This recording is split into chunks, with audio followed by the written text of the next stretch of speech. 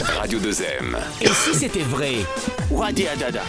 Imaginez que Mohamed Hassad récolte à l'éducation nationale toutes les graines qu'il a semées à l'intérieur, car vu de l'extérieur, ça semblait plutôt mal engagé pour celui qui a su mener au pas pendant 4 années tous ceux qui avaient décidé de rentrer dans les rangs pour assurer notre sécurité. Autant dire que les élèves aussi ont intérêt à intégrer les rangs 2 par 2, s'il vous plaît, et de filer droit au pas de 3 sans faire trop le pas de trop. Sinon, c'est directement la porte, comme le rapportent certains confrères qui sont à la page. Alors, pour ne pas tomber dans le piège de l'exclusion scolaire, les écoliers ont tout intérêt à réviser leurs bonnes manières. En plus de l'hymne et du salut au drapeau, le nouvel inspecteur en chef de toutes les académies devrait aussi obliger nos bambins à bien articuler tous les matins « Bonjour, merci, s'il vous plaît, de rien et au revoir. Bonjour, merci, s'il vous plaît, de rien et au revoir. » Ils iraient ensuite en petite foule et enfiler leur tenue réglementaire, un uniforme qui ne trahirait aucune forme de discrimination ou d'origine sociale. Et à l'égard des professeurs, me direz-vous, eh bien le maître à bord ferait preuve de la même rigueur, notamment vis-à-vis de ceux qui ont trop souvent tendance à déserter le champ de la transmission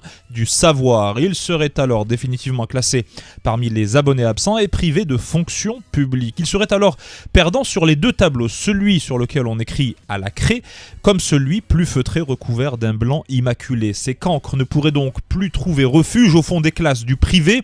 Dans un cas comme dans l'autre, il en va de l'avenir de nos jeunes générations. Car au-delà de la matière sur laquelle on écrit, le plus important c'est ce qu'on y inscrit et les cases que l'on renseigne. À telle enseigne que désormais le débat s'est porté sur la réglementation des écoles payantes, comme si nous avions le choix et le luxe de choisir. Car en la matière, l'État doit poser des têtes de chapitre et simplement s'engager à retirer les agréments aux établissements qui provoquent des désagréments. C'est sans doute le prix à payer pour une éducation de qualité. Et si c'était vrai ?